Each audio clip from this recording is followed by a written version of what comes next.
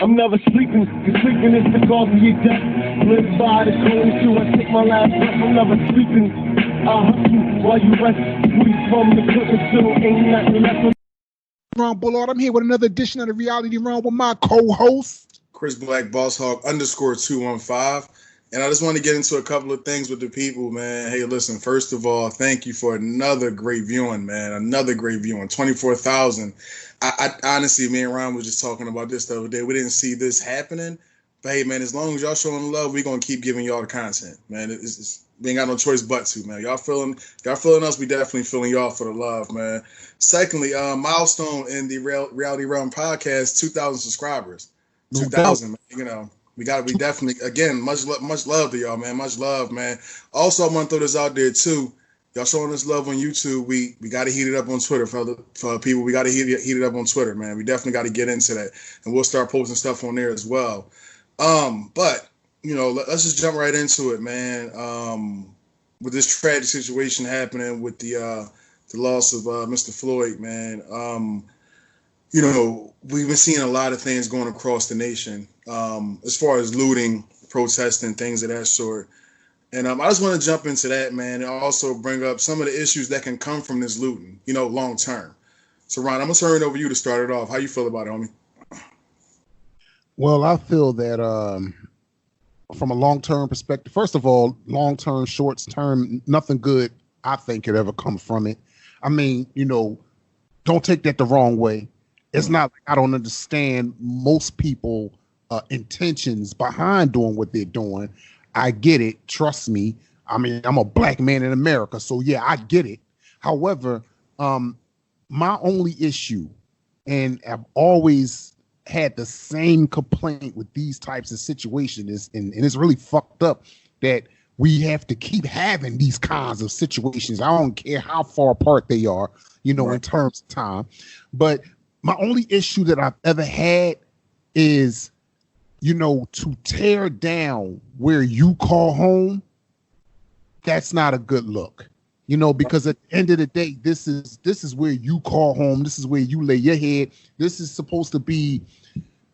your community, your pride, you know, so you have to treat it as such. So there's always a way to do everything. And I think sometimes the anger is misplaced. Because it's home. If it's happening where you call home, yeah, most definitely it's misplaced. And in terms of the long-term effect, well, I mean, for one, it's like digging a deep-ass hole that you now have to climb out of. Yeah. You want to see the effects of this. You want to see it visually. You want to see it economically, because we're the ones that's going to pay for this shit. You best believe that. They're going to work it as though we pay for everything that we fucked up, everything that we stole. It's coming right back up out of our pockets. So it's kind of, it's like counterproductivity at its best and or worst, depending upon your viewpoint. No, real trap, man. That's real trap. I definitely feel that, man. I was thinking about that too, man. And it upset me more than anything. First of all, I lost a whole night of sleep. That's number one. And this, you know, we came from whatever, you know, people get into things, you know what I mean? Shit happens, but to the point where it's though, if nobody in the hood can get no sleep because y'all setting off ATM, it's like, come on, man. That's ridiculous, man. That's ridiculous. That's crazy. And, you know, just like you said, defacing your own community, man. Like that doesn't do anything for you. First of all, now it's to the point where it's like you got to go outside your neighborhood and go to a different county just to go food shopping. You know what I'm saying? What about the older folks, whatever, that live in this community who have to get their medicine? Y'all done burnt the Rite Aid down. Y'all stole all the pills. Right. Half the pills y'all ain't going to even be able to sell because they ain't perks, so nobody don't want them. You know what I'm saying? Just being dumb and shit. Just being stupid shit. I took a ride down Bullard Street the other day, actually yesterday. It looked desolate, man. Like, you know, I was looking at the McDonald's down Broad and Allegheny. Right. It's boarded up, but the drive-thru is still open. The drive-thru is still open, so it's weird. You looking at it like, yo, like this looks like some real. Y'all almost turned this into like a real Beirut or a real Kuwait. You know what I'm saying? Like seriously, this is stuff that we seen on TV over the years that we never thought it would come to, but it's kind of looking like that. It really is, man. It really is, man. You know, and it's sad, you know what I mean? You know, and I get a lot of the young boys, like, you know, I had a conversation with a young boy today or whatever earlier, and, you know, face to face, and I'm like, yo, man, I understand, you know what I mean? It's free 99 out here, whatever, but dog, like, yo, what's going to happen 6 months from now? Them sneaks, yo, they don't stop producing sneaks, and them sneaks going to be dog by the time you're done with them. Then what you going to do? Where you going to go to buy another pair of sneaks? And see, that just kind of like underscores the whole point right there, bro. You know what I'm saying? Like, you have to be able to think beyond right now. Exactly. And we say this sort of thing all the time. We say it on this podcast, off the podcast. Life is like a game of chess. You don't play chess move for move. You got to plan 3 to 4 moves in advance in order to play chess successfully. You have to treat life the same fucking way. And they're not doing it right now. You can't see. It's interesting. Of all of what you just said, having to now leave your community to go someplace else to buy your groceries, to buy your medications because you fucked yours up. Come on, man. Doesn't make any sense at all, man. It doesn't make any sense at all. Not at all.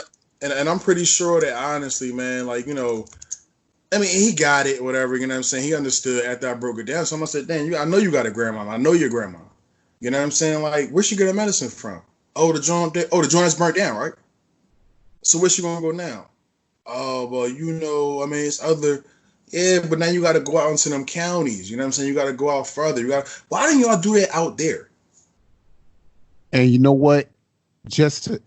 Okay, and I'm glad you said that. And let me just say this up front.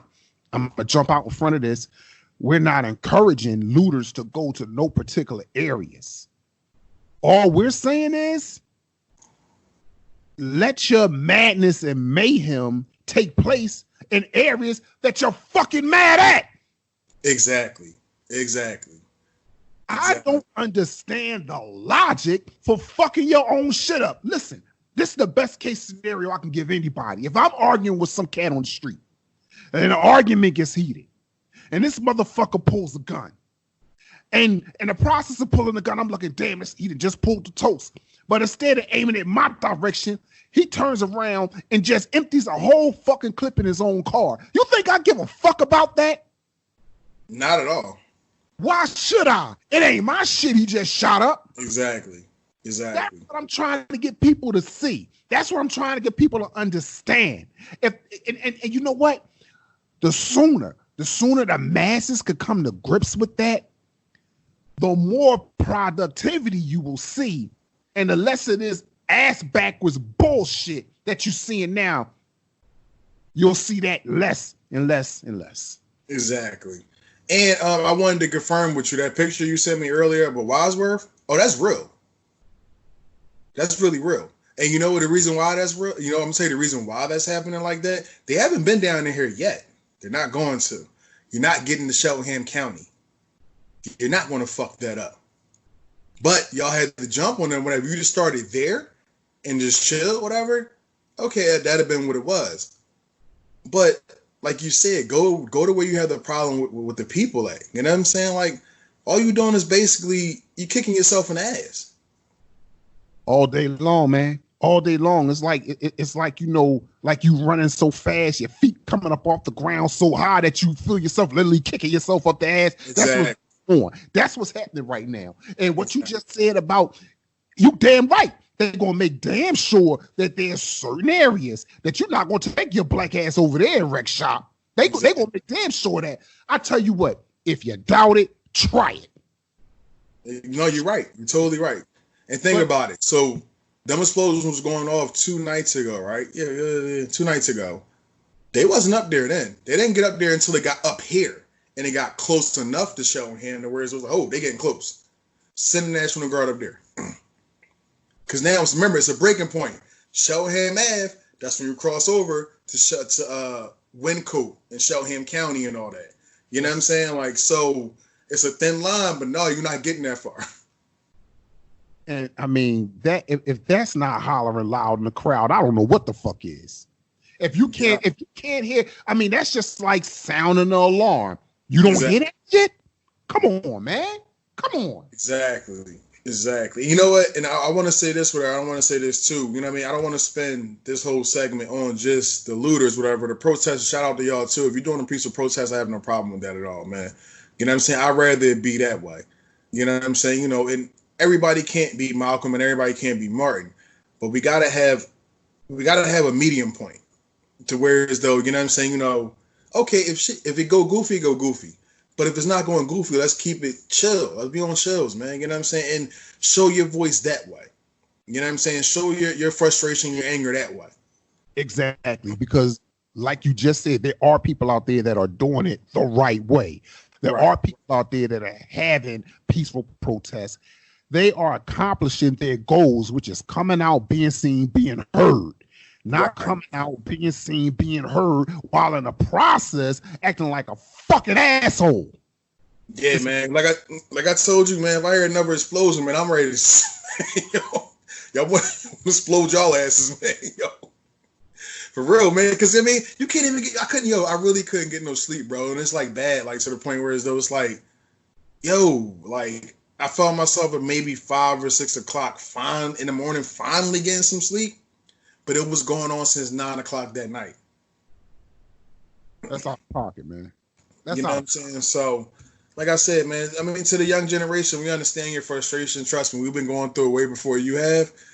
And I understand, and, you know, and I respect y'all for standing up for yourselves. You know what I'm saying? So that way, a generation behind you will come through it. It might be a little bit better, you know, and it goes from there and there and there and there. But find a better way, please, man. Because you know what, though? All that's going to do is incite more violence. Because when they get tired, they'll take this motherfucker over.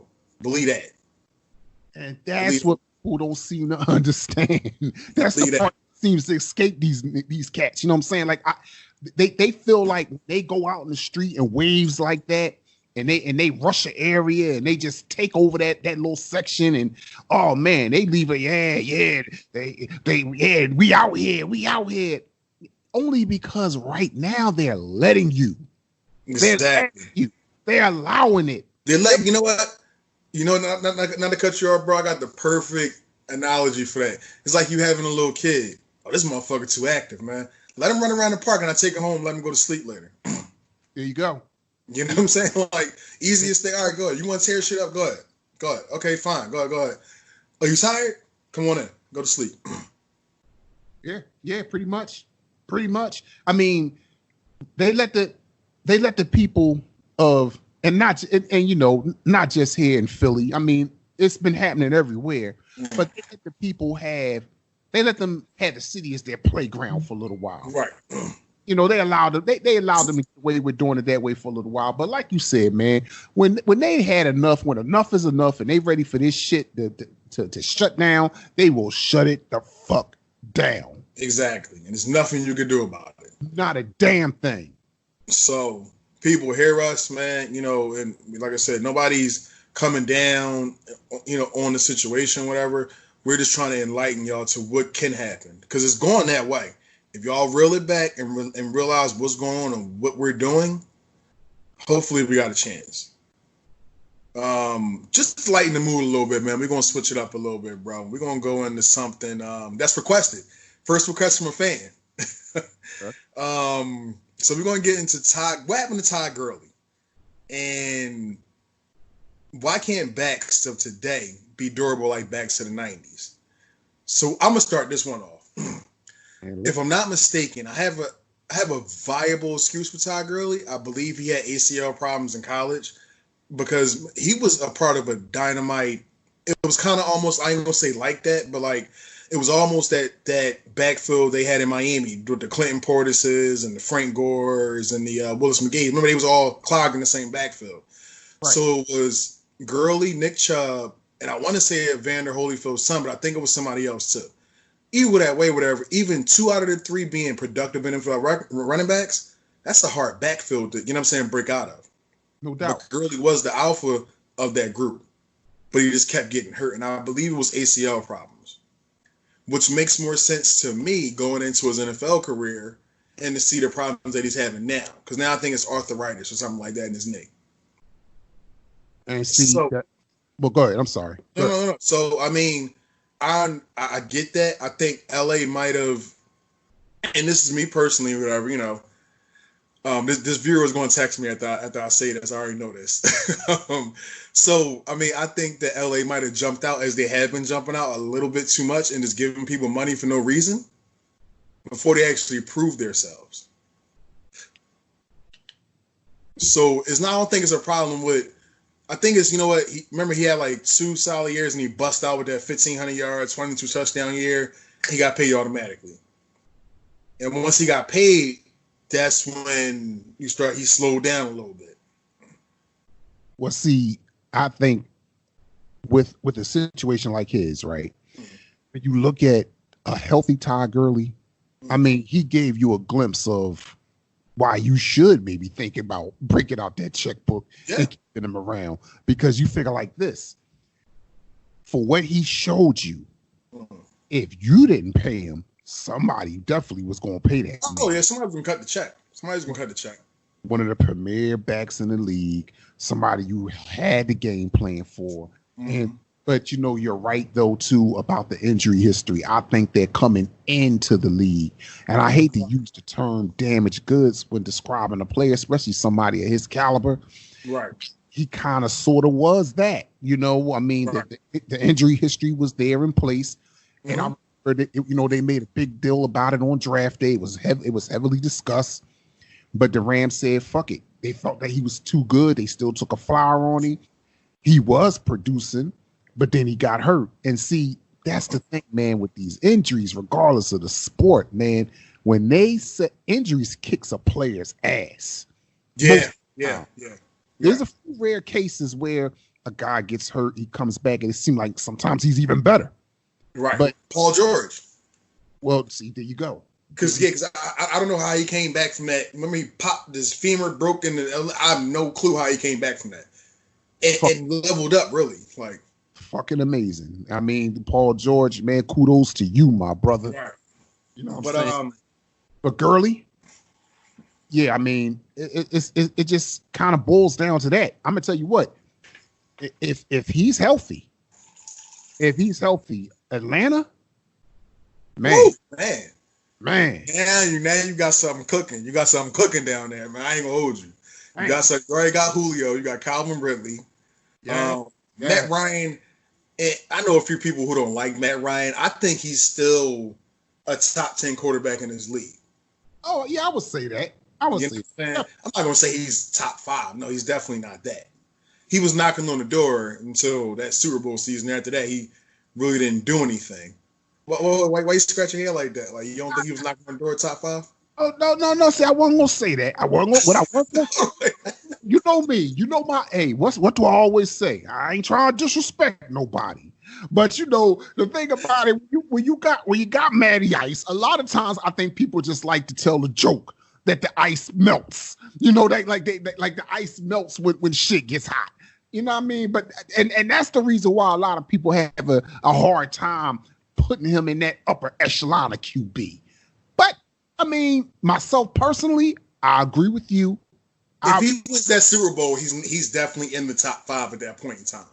I don't know if he'd have stayed there, but at least for that season, you would have said, you know what, he's top 5. Well, okay, for the time being, he most definitely would have been. I mean, I hate to think about the New England Patriots winning any damn thing, and you just put that image in my fucking head because they was. I mean, once again, Matty Ice.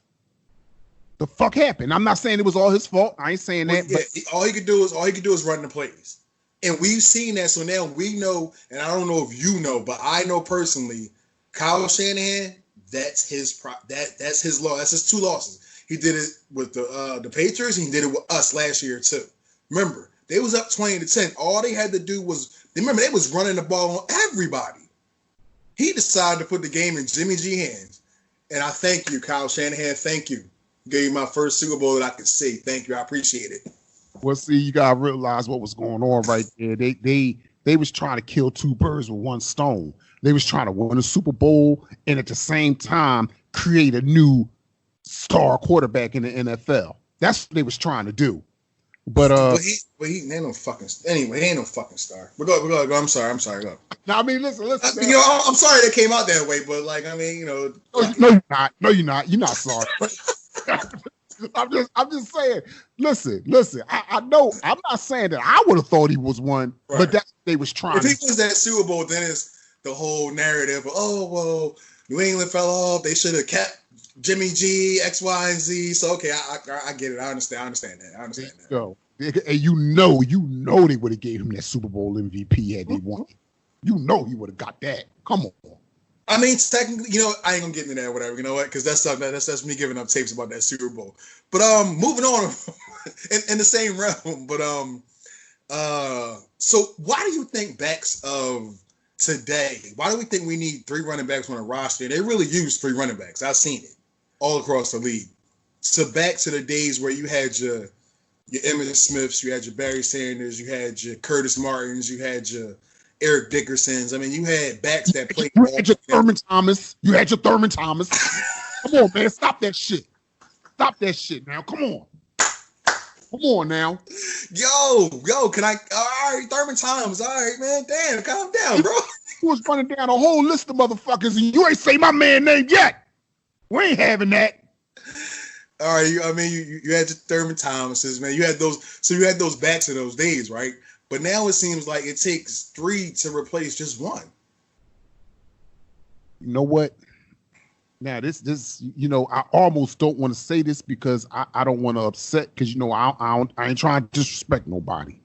So you know what? That means you're about to disrespect somebody. But go ahead. Oh no, sir, no disrespect. Do I want to administer because I don't want to receive any. Okay. But, all right. However, I got to further your point. Now, the days of the bell cow back is definitely a thing of the past. And I think that when you look at life as a whole, when you look at some of the things we've talked about, it kind of fits like a puzzle. We often say that these new wave cats ain't built the same. I mean, in this case, we're talking physically as well as mentally. You know what I'm saying? Because, I mean, think about it, bro. What other excuse could it possibly be? Either one or two things has happened. Either we popping out the womb different, or these trainers and these conditioning coaches, as time is going on, have gotten increasingly worse. It's got to be one or the other, or maybe it's a little bit of both. What you know? What I'm gonna say is this though, and this is one thing and this goes across sports. I'm gonna say at least what I've seen. I pay attention to baseball, but not too much, whatever. But I still pay attention to it. But if you notice, basketball and football, players are getting a lot more ACL injuries just out of nowhere. A lot more MCLs. And it's like, okay, the surgeries are easier now. They know how to do it, know how to fix it, whatever. But why are these happening much more? You know what I'm saying? Or are we taking these kids 13, 14 years old and pushing them too hard? That could very well be as well. See, you know what? I think that what you're revealing through the questions, we're actually answering our questions as we asking them. Because I believe that could also play a significant role in why things are going the direction they're going in. Because, you know, a lot of parents out here, when they have a kid and they see that their kid just might be able to achieve that ultimate goal, that ultimate plateau, a place in life they never even came close to achieving. Now they try to relive their childhood through their kids. And they ride them and they ride them and they push them. And, you know, when it all works out, it's like the perfect story. But when you see a motherfucker in a game with under 3 minutes to go, blowing a team the fuck out, and he come down the lane and do his patented hop step, and then when he go to explode, like, I'm sorry, I had a flashback. Okay, so you're talking about D Rose then? Okay, all right, go ahead. I'm talking about D Rose. Fucking court. He shouldn't have been out there, man. He should not have been on the floor when that shit happened. Tibbs, that's your fault. That was your fuck up. Okay, so he just went off on Tibbs. All right, I ain't see that one coming. My bad. it hurts my heart, man, because D Rose was, I mean, I feel you on some real shit. I definitely feel you, man. Even down to even the kid Zion, whatever. Like, people don't understand. Let him blowing that sneaker out and twisting his knee, and then he hurt his knee again. Remember in the preseason? I think he's going to have a short-lived career as well. And you know what? Carrying that weight around, he's going to have to. He really is going to have to come down weight-wise. He's going to have to, because when you start adding surgeries to the mix, exactly, man, exactly. You're going to get old before your time, young boy. Real talk. Exactly. You're going to grow old before your time. Your knees is going to be creaking and cracking and squeaking like 32 and shit. That ain't going to... They're going to call from the sideline, yo, give me some WD-40. No, man. All right, so I just feel as though, as far as that topic goes, and we kind of veered off, whatever, but that's what we do. It is what it is. The 90s running backs, I think, were obviously more durable. And I think the game played today, I think these kids might be pushed a little bit harder than versus what they were back in high, because it all starts in high school. Mm-hmm. You know what I'm saying? Your weight training, all that starts in high school, and you kind of level up from there. You know what I'm saying? So I think they might be pushing these kids a little bit too. Like, you can't put a 14-year-old in a pro program as far as training wise. His body's not ready yet. Well, I mean, shit, Chris, I don't know. It might even. I mean, have you seen the Pop Warner leagues lately? I mean, some of them Pop Warner leagues are like little pro. I mean, the things they got these kids doing, you're like, well, shit, am I watching a college game? Yeah. You know what? I have. Y'all seen it? Like all the shit, they running the RPO. Exactly. They run the RPO, and I'm like, okay, that's fine. But then my thing with that is, though, I think the RPO is going to go away. It's going to go away, and it's going to get back to basic football after a while. Because if you notice, I know you hate for me to say the Patriots' name. When they put out that I formation for that last Super Bowl run during the playoffs against the Chargers and the Ravens, nobody had no clue what they was doing. I'm like, yo, this is basic football. Right. They're not running around here, whatever, and I'm going to fake it. You're going to fake it over here, and I'm going to throw it up. No, we're going to line up 5 yards in a cloud of dust. We pushing forward. So it's going to get back to that. And you know, like they always say, it's a copycat league. And the minute somebody displays something that anywhere resembles success, everybody jumps on that train. Everybody jumps on that locomotive. You know what I'm saying? So yeah, I can see that. And you're right. See, sometimes you get so caught up in trying to be cute that when somebody comes through down and dirty, you don't recognize it. Exactly. You don't know what the fuck to do. Exactly. You know? And so I agree. Then you got one of those damn PJ moments and shit. Like, nigga, you got dunked on. That wasn't my problem.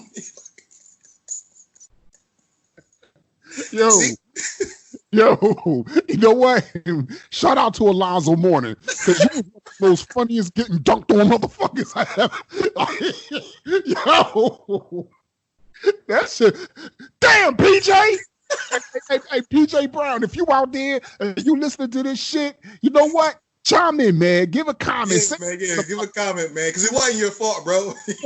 You know what I'm saying? We spent our younger years cracking the fuck up at y'all on that whole. Funny to this day, yo. Still fucking hilarious. Like, damn. Yo. So what we're gonna do is we're gonna take that perfect segue.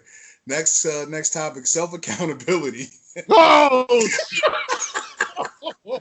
oh, man, you did not see. Hey, man, yo, that was a perfect segue. I had to take my shot while I was there, man. Oh, you damn right it was perfect. Because, man, accountability, nowadays, these motherfuckers ain't got it.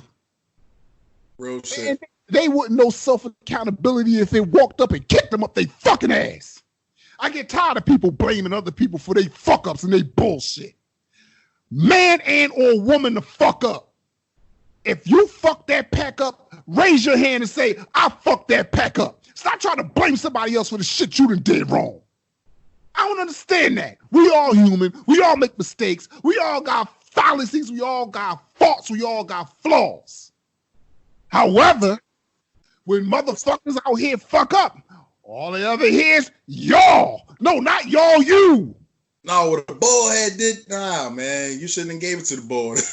Like, come on, man. Exactly. That's real here. Like, Exactly. Like, come on with that shit, man. Look around. Every time, I mean, and it's been this way for a while now. That's the thing about it. So all that means is it's more motherfuckers like that getting created, more coming through populating the earth. It ain't my fault ass motherfuckers. Come on, man. Is it ever your fault? Do you ever just own anything? Stop that dumb shit.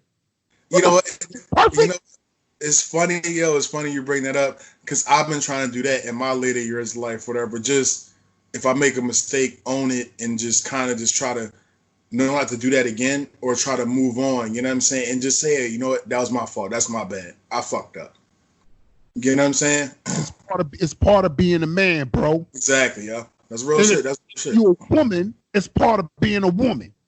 They fuck up too, you know. We all fuck up. Probably more than anything, whatever, but they'll spin it like it ain't, I mean, like you said, it ain't their fault. So did I do that? It ain't my fault. Did I do that? Get the fuck out of here with that bullshit, man. Yeah, I was thinking, wow. This shit really burns me up, bro. It does, man. It gets under my fucking skin because you got too many cats running around out here playing that game. And it really ain't no game. All they doing is exposing their hand, letting the whole world know that they're motherfucking lame. Yeah, real shit, man. Real shit. And that's, and another thing, whatever, what I try to do is, just me personally. I don't want to speak on my personal experiences, whatever. If I'm caught in the middle, because sometimes you get caught in the middle between two people. And I might, help this person out, but get something. All right, you know what, man? I got you, man. It's not your fault. That's my fault because I shouldn't have put us in that situation. You know what I'm saying? So I'm going to take care of it no matter how I got to take care of it, how long it's going to take me to take care of it. This is my word. I got you. But that also, on the flip hand, lets me know, next nigga, no, I can't do shit for you. I can't because now you're putting me in jeopardy with a person that I'm already good with. Man, listen, bro, I have had that conversation so many days. I have tried to tell motherfuckers that people understand that my word is my word. If I say I'm going to do something, I'm going to try like shit to get it done. And if I don't get it done, it will not be from lack of effort and trying on my part. Exactly. And I will say to you, yo, man, my fault. Listen, it didn't work out the way I thought it was, but I'm going to take care of it. Like, thank you. I'm going to make it right. You know what I'm saying? That's called being accountable. Not, oh, well, if it wasn't for him and if it wasn't for her and that, man, shut the fuck up. Ain't nobody trying to hear that weak ass shit. That's weak. That's fucking. Because you know what? It's not helping nobody in the situation. That's only going to piss the other person off. And then you taking the pressure off the person that really should have the pressure on them because you don't want these two sides to go, because it can get stupid sometimes, you know what I mean? And then you feel bad if something was to happen to either one of the people, you know what I mean? Passing the buck. That's the definition of that expression, passing the motherfucking buck. No, that's real, man. That shit is real, man. I've been through a lot, and I've been a person on either in the middle or on the outside being the good person. And like, well, damn, you told... And I gotta understand something. When I can, you can feel the vibes. You can tell when niggas, oh man, nah, this, that, and the third. Matter of fact, case in point, I had a situation when I wanted somebody to do something in the crib, right? Pay them the money on Cash App. Here you go, bam, boom, boom. Okay, cool. You don't show up. Now this what happened. The riots start happening and all that. So I kind of get it. Shit a little crazy. Shit a little fucked up, whatever. Don't tell me you was out here rumbling these young bulls and this, that, and the third. I broke my phone. No, because I already got the report back that you was over this chick crib same night it happened. So how you get in contact with her, motherfucker? Riddle me that one, Batman. And if you see this, you know what I'm talking about. I should put you on blast, but I'm not. You know what? See, and now it kind of remind you of remember All About the Benjamins? Yeah, of course, sure. Okay. Remember the scene where Mike Epps as Reggie Wright came in the crib and was telling this he was fighting all these dudes. Right. And one of them. That's what that shit sound like, bro. That's what that shit sound like. That's what it remind me of. You a Reggie fan. Yo, real track, bro. I'm on the hill. I'm like, yeah. So you got my money or no? Like that's all I'm trying to hear. No, understand? Yeah, all right. I'll talk to you later. Click. Like, the job is already done. First of all, you know what I'm saying. Second of all, like I just want my bread back. Like if you ain't got it, let's say I don't have it. Right. Expect that more than I rumble 85 niggas to get to the Chinese store and somebody stole my chicken wing, so I afford another 50 niggas. Like I don't want to hear all that shit. I mean, and my thing is, if you rumbling all these niggas and giving out all these beatdowns, why the fuck you ain't no professional boxer or UFC fighter or some shit? Why the fuck you ain't got no cash on your hand? Because hands break, though. Yeah. I mean, that shit ain't gonna take but so much of that. Exactly. You know what I mean? Yo. At a point, you gonna have your shit somewhere shivering and trembling and whatever. Like, you know what I mean? Like, get the fuck out of here, man. Exactly, man. So you know what? Accountability needs to be held all around the board. You know what I'm saying? Like you said, male, female, all of us need to be more accountable for our actions. And that's what I try to strive to do every day more and more, man. More and more. You motherfucking right. And you know what, though? Just to top that off, too, whatever, I feel it, and this is one thing, whoever is not being accountable, once you start doing that, you'll feel better about yourself, too, man. Because you know you ain't caught up in no bullshit. Exactly. Your conscience is clear. You know what I'm saying? That's why I tell any motherfucker, regardless of what, if I end up having to smack the living shit out of somebody, I know that I went through the proper protocol before. Wait, you filled out paperwork to smack somebody? What the fuck? I mean, listen, brother, I did what I had to do. I mean, mentally, you know what I'm saying? Like, if I felt like it came to that, I said, you know what, you deserve a smack, and you're going to get that smack. And these smacks are legendary. You know what I mean? But we ain't going to get in all that. But all I'm saying is, if it comes down to that, if I have to smack the living shit out of somebody, I'm going to sleep like a baby that night because I know that smack was justified. Exactly. You know what? And I feel you. I did everything I could for it not to come to this, but hey, man, it is what it is. Shit. You brought that. No doubt. So, all right. So, switching up speeds again, man. Yo, this is going to be, I think this is a good topic right here, man. So, the handling of the upcoming NBA draft. Will it still be this month? And should it be, considering the season is said to be resuming on July 31st? Also, if they still hold the draft this month, will the players be allowed to play this year who are actually drafted? And should they be, and why or why not? Okay. As of right now, this second, I have not seen anything concrete that would suggest that the draft is being moved. I haven't seen anything in print. I haven't heard anything said. Okay, but now, with that being said, if they decide to still hold it this month, this is going to be some of the weirdest shit we've ever been a part of since we've been covering sports. Because how the fuck is you going to have the draft before the season's even over? How are you going to determine the back half of the draft order? Like, how are you going to determine it? Because it's supposed to go according to the elimination process. Exactly. The champion picks last at the end of the round. I mean, you don't know who the champion is going to be yet. So how the fuck can you do that? And then, I mean, to make it even weirder, if the season resumes July 31st, I mean, what are they going to do? Are they going to jump right into the playoffs? Like, how is that working? So from what I saw, I don't know if you got the text I sent you earlier. So they're saying an 8-game regular season for 20 to 22 teams. They're not sure yet. And this is not set in concrete. This is what Adam Silver has sent over. He sent it over to the Players Association. I think this is if we ain't doing this, then we ain't having no season. So he said eight regular season games. From there, some type of playoff, like a play-in type of deal. And it goes, I think they might be doing this that we didn't want them to do, that 1 through 16 tournament. Well, they had, you know what, though? They had talked about doing that anyway, even before any of this shit happened. Yeah, right. But remember, they had tabled it like, nah, we ain't ready for that. You know what I mean? I don't think we want to do that. So I think that's going on. They haven't really said that. Also, the season will run from July 31st to October. Now, see, again, that's weird because if it's going to run from July 31st, October is usually when the season starts, right at the end. So, I mean, when is it? How are you going to do this? Like, it's kind of, you know what? And a lot of people out there is probably not going to want to hear this, but you might just need to scrap this year, or I know one person personally that don't want to hear that. If you don't want to just outright scrap it, what you need to do is take all of the playoff caliber record wise, all of the playoff caliber teams, and when you start the season back, just jump right into the playoffs. Just jump into the playoffs because the players got to have some downtime. So now, if you do it this way, so when does the season start again?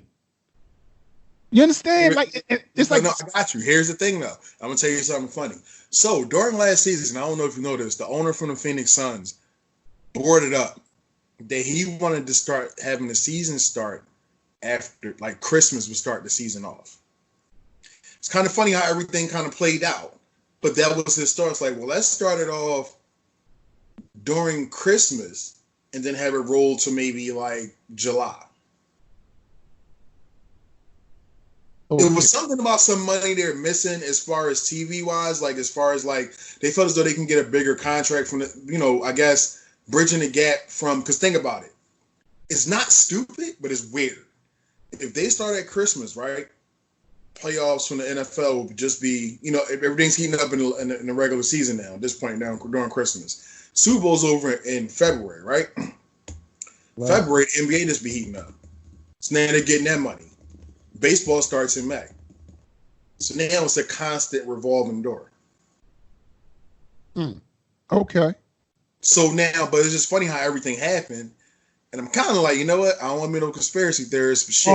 I was already there. I don't want to be no conspiracy theorist for shit. Like, yo, this is playing out a little bit too perfect for what he said. And everyone's like, no, he's crazy. We're not doing that.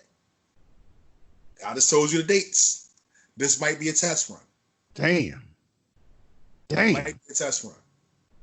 Well, you know what? I mean, I guess at some point in everybody's life, you got to have the ability to embrace change. Yeah. And this might just be the change. I mean, especially if it all plays out and works out well for them economically, because, that dominates everything. Yeah, of course. And you know what? I think it will, because now for every season that dies down, that other sport is picking up. The assed out people is the NHL, and I feel sorry for my nephew because he's trying to make it there. But Neff, I'm sorry. Like, I don't know, you might be assed out, but I told your ass you're about 6'6" now. You need to pick up a basketball or something, brother.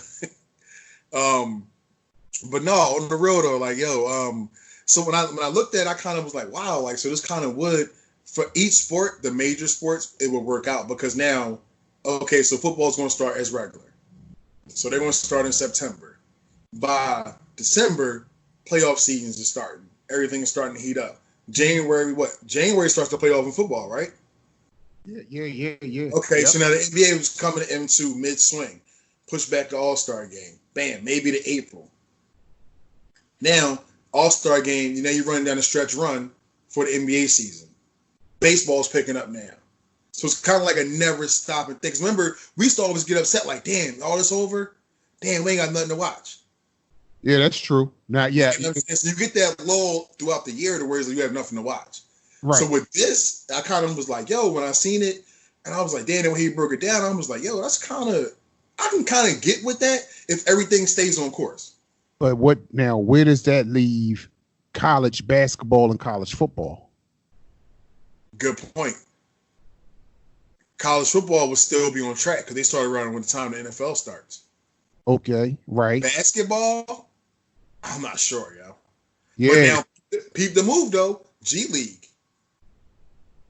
Remember, they trying to take college basketball out the win. So, all right, wait a minute, hold up. Yeah, it gets deep. When you start talking about it, it gets deep, yo. The G League is trying to do what? So remember, remember the couple young boys, whatever they've been paying, they gave them like $500,000. Okay, that's a thing now. They're trying to take the top recruits from the Dukes, the North Carolinas, the Kansases, all them programs. If you notice, all them programs been getting in a lot of trouble lately out of nowhere. All of a sudden, out of nowhere, the G League pops up. Oh, we're gonna get a young boy $500,000. Secondly, he's professional at that point, so he can get a sneaker endorsement. He can do whatever he wants. Hell yeah, no doubt. So now, do we lose college basketball as a major college sport? Maybe, because if I'm coming out of high school, or whatever, and I'm like, yo, you know what? I'm you know what I'm saying? She's been struggling all her life, whatever. They can give me $500,000 with a promise to get $150 million. Most 9 times out of 10, them young boys gonna take that. Oh hell yeah! Why would you not? So now what they did with, and this be thinking just outside the box, they took that whatever and formulated a farm system, kind of like baseball. Whereas though you get paid coming out of high school. So now if you notice, college baseball is still good. They still have their World Series and all that. But Ken Griffey didn't go to college. I mean, like, come on, man. Like, yo, a lot of these great players didn't go to college. Right. They just jumped into a farm system and shot right up. You know what, man? It's a bigger play, yo. It's like we always talk. It's a bigger play. It's a bigger play, man. On a lot of levels, we are creating history right now for years to come, bro. Yeah, bro. Because I was surprised when I saw them a couple young boys, and there's 2 of them that just like, yo, man. I think the one boy got $500,000, the other boy like $350,000. So why am I going to go to college and get in trouble for selling a pair of basketball sneakers when they're going to pay me $350,000 for 1 year? It's a no-brainer. It's a no-brainer. Exactly. So jumping back into the draft, whatever. So now, all right. So you already touched on the fact it wouldn't make any sense. We already broke down the scheduling wise. So even if let's say if everything goes as planned, they do have the draft on June 25th. I don't think the players should be allowed to play because technically you wouldn't be allowed to play in any other year. You got to wait it out. Okay, I say let them play. Okay, we had a crossroads. I'm gonna tell you why I say that. I say let them play because, y'all switched this shit up. They didn't. You know what I'm saying? Because normally when they would have gotten drafted and when they would have became officially NBA players, they had an off season. They would have had the off season. But you're bringing them in right before you picking the season up. I mean, technically, why not? Why can't they play? Well, I say let them practice, not let them play. Because you know what? Honestly, it's going to sound weird. In my mind, it's the way it works out. If you let them practice, they're getting acclimated to the game. If you let them play, you're fucking up rotations. And I don't think any coach is going to let them play anyway. Because for them playoff teams, those rotations are set. I know for the most part, when the playoffs roll around, most coaches go about 9 players deep. Right? 8 to 9, yeah. However, if you're going to go 9 and you just drafted a player that you think is going to help you in the immediate future, ain't nothing wrong with having him as the number 9th player on that playoff roster, just in case you might just need to shake shit up a little bit. Like if the guys that's been there a couple of seasons are not maybe moving as motivated as you would like to see him, put that young bull out there. Give him a couple minutes. I mean, listen, you never know. Trust me, I definitely hear you. But now we're at a disadvantage. So the guy who gets drafted number 24, whose team is already trending to the playoffs, versus the guy that's drafted number 5, it's not going to be able to play. So let's make it fair for everybody. They can practice, but they can't play. It's the gift and the curse, motherfucker. You know what I'm saying? Listen, you was good enough to get drafted number 5. You was good enough to look. I had to wait. What number 5? You say that means I had to wait like at least 19 to 20 picks before I heard my name get called. That shit wasn't right either, but I had to do it. I mean, it is what it is. Yeah, that's the, you know what? I can't get jiggy with that shit right there, whatever. Because now, you know what I mean? Nah, man. Let them practice, don't let them play, man. Let them. I ain't got no problem with them practicing. I ain't got no problem with them running other team scout plays, and I ain't got no problem with that. But letting them play, that's unfair, man. Because this guy who's drafted number 5 obviously is a better talent than you are. obviously. And sometimes it doesn't work out that way. Sometimes it doesn't. Sometimes it doesn't. But I'm gonna say at least 60% of the time, that's the truth. 60%. Listen, I'm gonna say it again. I had to sit in that fucking green room all damn night to hear my name called. We should have kept your black ass at home. You knew you wasn't getting called at number 5. Shit. Take your ass home, get some Doritos, some fucking dip, and be cool. All right, man, that's cool. I hear what you're saying, but all I'm saying is, if I'm fortunate enough to get selected by a team that's in the offs, but your big old fucking lottery top 5 ass got to sit at home, that's on you. I shouldn't have to miss out on running up and down the court, dunking on an NBA veteran just because your ass got drafted number 5. You know what, man? We're going to skate off this subject, man, because this is going to go all night. This definitely can go all night. So now we're going to get into our new segment, buy, rent, or wait for cable. This is going to be all you, brother. This is all you. You're going to hold this one down. So we got Insidious Part 1, It Chapter 2, Annabelle Comes Home. And this is my man's specialty horror, so he got to hold it down for this one. Go ahead, bro. Okay. Now, this right here is a no-brainer. Real quick and real easy. Buy, rent, or wait for cable. Okay, you most definitely are going to buy Insidious. Okay. Insidious Part 1, man, when I saw that movie was, it was the most, I'll just say, chilling horror movie I had seen in quite some time. And the crazy part about it is, I don't want this to sound off the wall, but shit, facts are facts. A lot of things happen in that movie I can fucking identify with. I went through shit as a kid, man. I ain't have a normal childhood. You know, not when it comes to that type shit.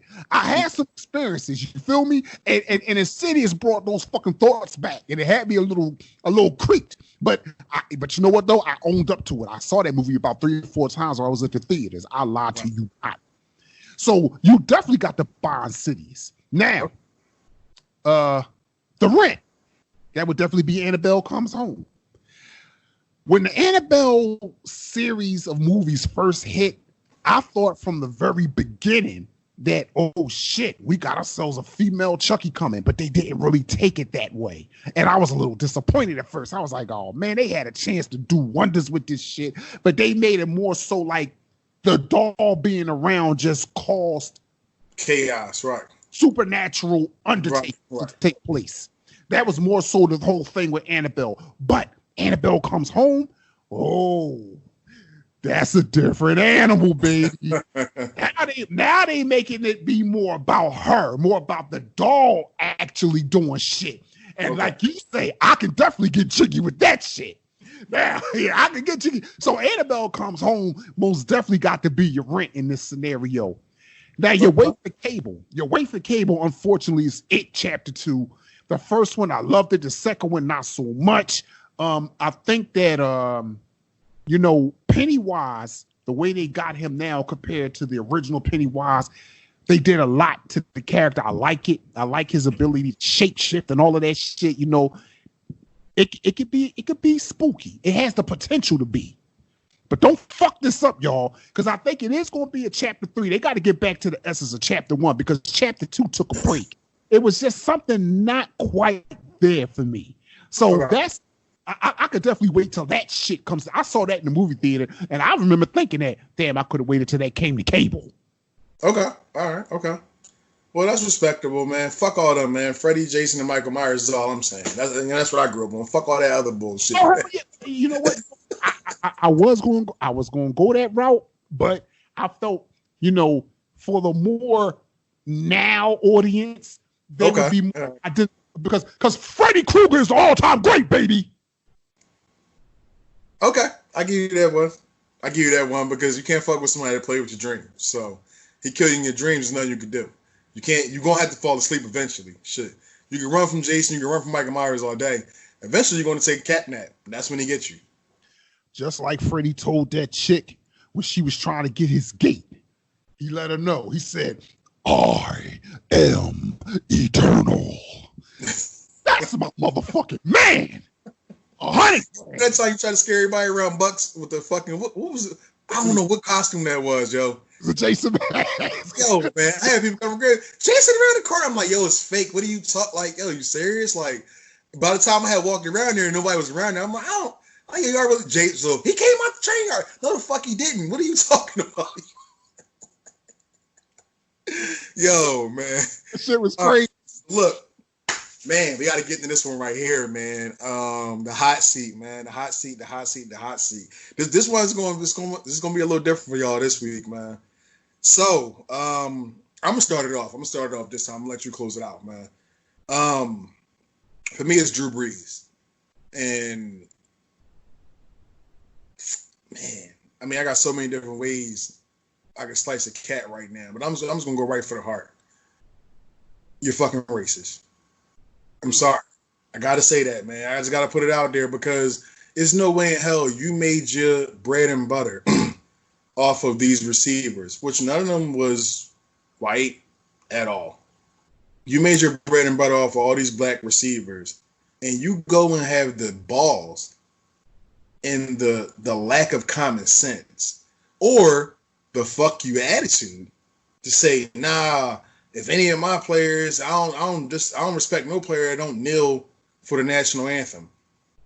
Again, Drew Brees, this was not about the national anthem. It's about what we're experiencing right now, what we've been experiencing. And if you can't see that, you have a hidden agenda. I don't give a fuck how much money you donated. I don't give a fuck how, because you know what? That's a tax write-off for you. That's all that is. Don't sit up here and try to play, oh, I helped the city of Louisiana, X, Y, and Z, and I'm sorry, the state of Louisiana, and you know, dude, come on, man. You're not from there. You from up top on some real shit. You one of them fucking mule shit kicking, fucking inbred, fucking just fucking disrespectful ass white motherfuckers, man. And as much as I like to say, I used to put you up there with the greatest, you have took a tumbling fall for me. Now you're below Joe Namath to me now. At least Joe Namath was just getting drunk and fucking with bitches. That's all he wanted to do.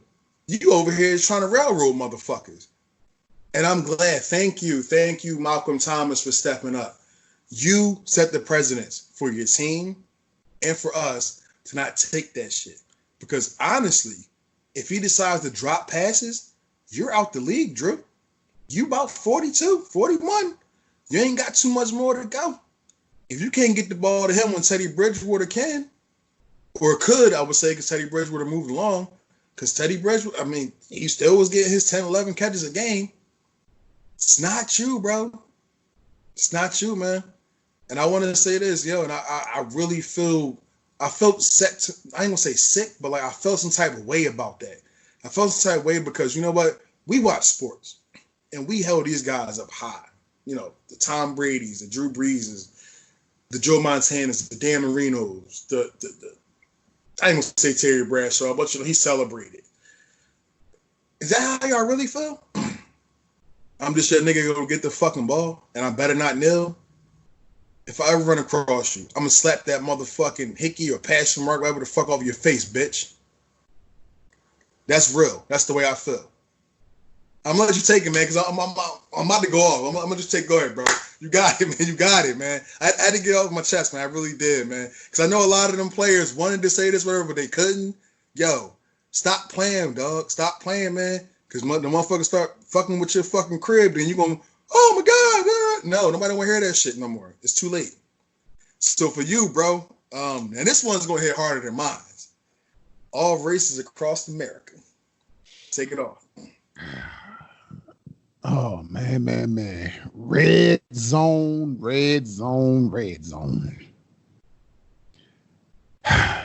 To every racist in America, to every motherfucker out there who has the audacity to try to look down on a fellow man or woman just because of the color of their skin, I give a big fat fuck you right to your face. This is coming from me, Reality Ron Bullard. I'm so sick of this stupid ass backward shit. I don't know what to do. It's people like you that make the world a fucked up place to be. If the only thing you do is you live, eat, breathe, hate, why don't you go take a fucking flying leap off of the Grand Canyon or something? The world would be a better place without you bitch ass niggas. I don't understand this shit, man. It makes me sick, man. This world is wicked, twisted, and like people like you just make living in it a living fucking hell. It's not right. It's not right. It needs to stop. I don't understand. No, I do understand. I can't say I don't understand. I do understand. Because you know what they're trying to say. Nas said it best. People fear what they don't understand and hate what they can't conquer. This right here, you can't conquer this shit. You can't conquer the black man. You can put us down, but you can't keep us down. We gonna come back more than Freddie, Jason, or Michael ever did. And they all white dudes. You understand what I'm saying to you right now?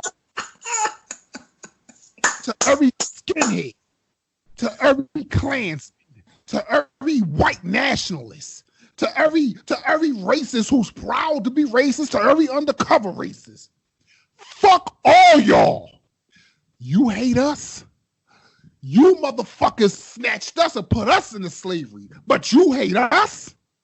We should be the ones running around talking about what we hate, but no, we the ones that's always somewhere trying to keep it kosher. We the ones that's always somewhere trying to extend the hand. We the one that's always somewhere trying to respect bitch ass niggas as a motherfucking man. But you hate us?